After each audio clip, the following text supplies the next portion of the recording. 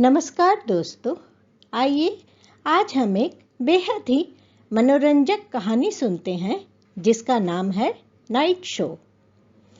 प्रत्येक व्यक्ति के जीवन में कुछ ऐसे सुहाने पल होते हैं जिसकी कल्पना मात्र से ही व्यक्ति कितना खुशहाल एवं तरोताजा हो जाता है।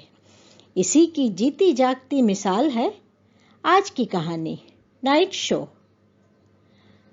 आइए हम सुनते हैं एक अत्यंत ही रोचक तथा बेहद दिलचस्प कहानी नाइट शो।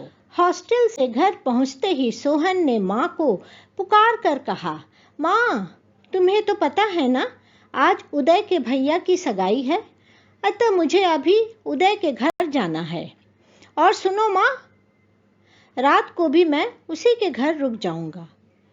और भी हमारे 2-3 दोस्त वहां आ रहे हैं। इतना कहकर सोहन झटपट उदय के घर जाने की तैयारी करने लगा। वह अपने अच्छे अच्छे कपड़े निकालने लगा।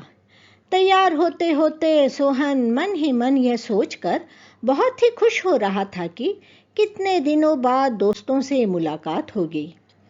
उदय के घर पहुंचते ही उदय ने सोहन को गले लगाया। अब दोनों दोस्त सगाई की रस्में देख रहे थे। इतने में उदय तथा सोहन के 2 दोस्त और भी आ गए। सबने एक साथ मिलकर सगाई के उपरांत भोजन किया। अब उदय अपने दोस्तों को लेकर अपने कमरे में आ गया। चारों दोस्त अब इत्मीनान से बातें कर रहे थे। तभी उदय जोर से हंस पड़ा और उसकी हंसी थी कि रुकने का नाम न ले। अब बाकी तीनों दोस्त एक साथ कह उठे, क्या हुआ, क्या हुआ, कुछ बता तो। तभी उदय ने कुछ रुककर कहा, याद है सोहन, याद है तुम्हें उस रात की घटना जिस दिन हम दोनों नाइट शो सिनेमा देखने गए थे? सब दोस्त एक साथ रोमांचित हो उठे। सबके चेहरे पर मुस्कुराहट थी। इधर उदय उस रात की घटना को दोहराने लगा। एकाएक उदय कह उठा, सोहन, तब हमारी हायर सेकेंडरी की परीक्षा चल रही थी। बीच में एक दिन छुट्टी था। अगली परीक्षा गणित की थी और वही अंतिम परीक्षा थी। इतने दिनों तक लगातार परीक्षा देना, कड़ी मेहनत के साथ पढ़ाई करना, सब मिलाकर हम कुछ ज्यादा ही थक गए थे। शाम का वक्त था। खेल के मैदान में अचानक उदय ने प्लान बनाया, सोहन सुन, चल आज हम लोग सिनेमा देखने जाते हैं। इतना सुनते ही सोहन ने जोर से दोहराया, क्या सिनेमा? क्या कहा तुमने? सिनेमा देखने? कब? तुम्हें पता है तुम क्या कह रहे हो? इधर उदय ने सोहन की बातें अनसुना कर फुर्ती से कहने लगा, सुन, रात 9 बजे के शो में हम चलेंगे, नाइट शो।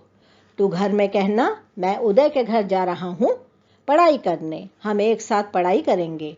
और मैं कहूँगा मैं सोहन के घर जा रहा हूँ पढ़ाई करने। इस तरह से घर वालों को कोई शक भी नहीं होगा। तू सीधा सिनेमा हॉल पहुंच जाना, मैं भी सीधा सिनेमा हॉल पहुंच जाऊंगा। प्लान के अनुसार हम दोनों सिनेमा देख रहे थे।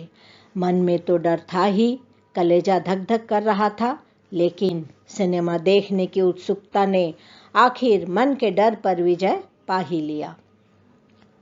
सिनेमा के खत्म होते ही मैंने सोहन से कहा, चल जल्दी जल्दी मेरे घर चलते हैं।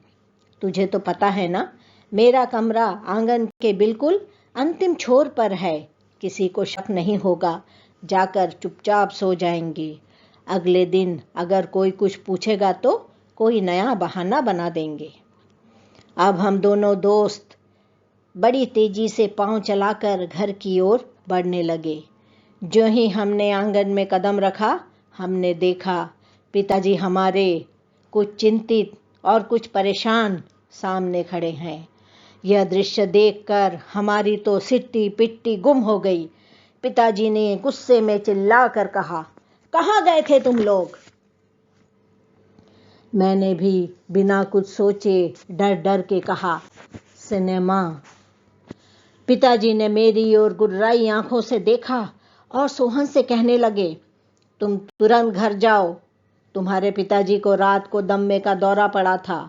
तुम्हारा छोटा भाई तुम्हें खोजने आया था। पिताजी कह रहे थे, जब तुम्हारा छोटा भाई तुम्हें खोजने आया था और तभी हमें पता चला कि तुम दोनों ने मिलकर एक नई करतूत की है। अब चारों दोस्त ठहाका लगाकर हंस रहे थे और उदय जोर जोर से कह रहा था, लेकिन गणित में मैंने पूरे 100 नंबर लाए थे हायर सेकेंडरी में और सोहन को 95 नंबर आया था।